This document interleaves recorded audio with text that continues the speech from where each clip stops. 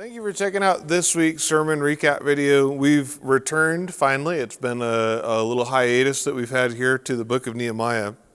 We're really in the second portion of the book where Nehemiah is now going to rebuild the city, not just in terms of walls and structures, but in terms of people.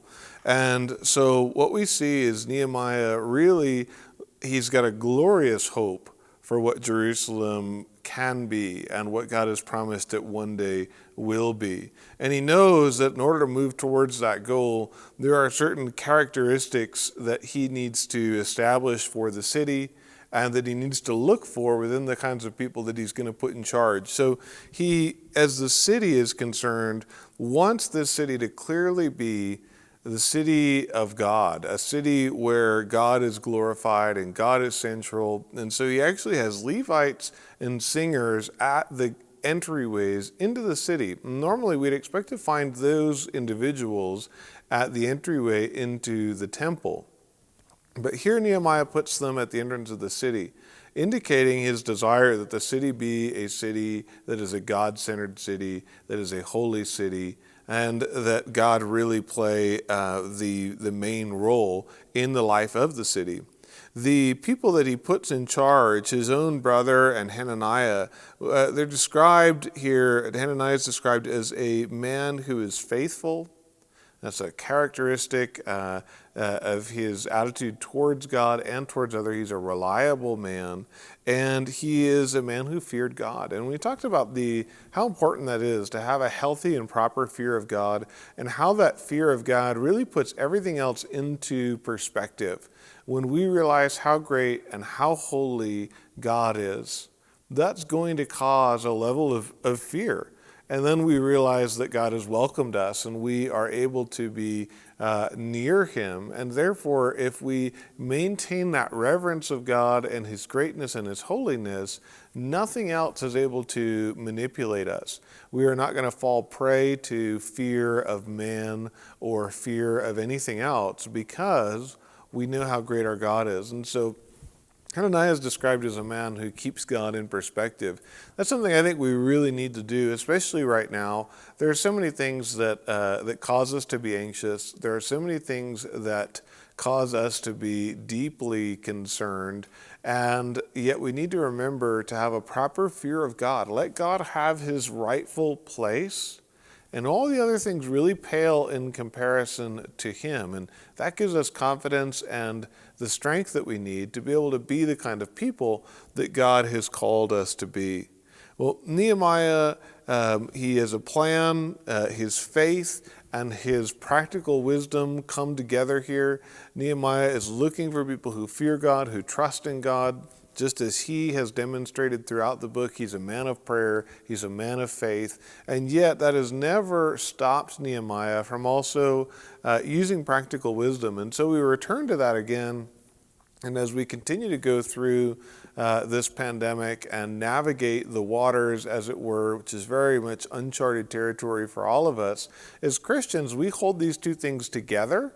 They're not contradictory, but they go together. The idea that we can have faith in God that removes fear and still act with practical wisdom. And so Nehemiah says, look, we're not going to open the gates up too soon.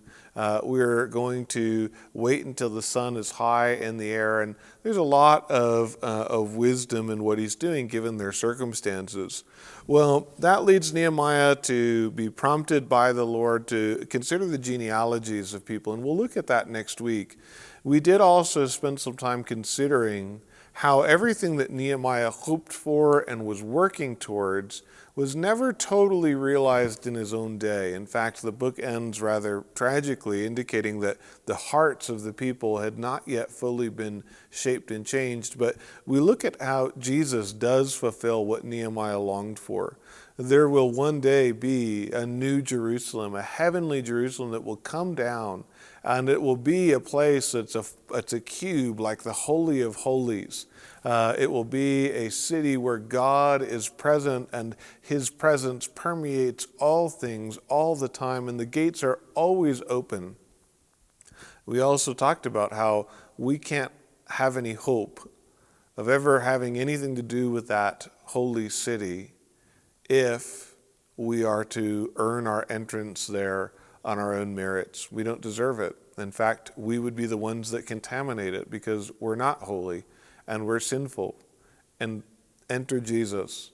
He has come, and he who knew no sin became sin for us. He gave his life on the cross for us so that we could be saved and so that we could look forward to that new Jerusalem, everything that Nehemiah could possibly have wanted and longed for and more is ours through Jesus. And so, as always, we see that Scripture points us back to Christ.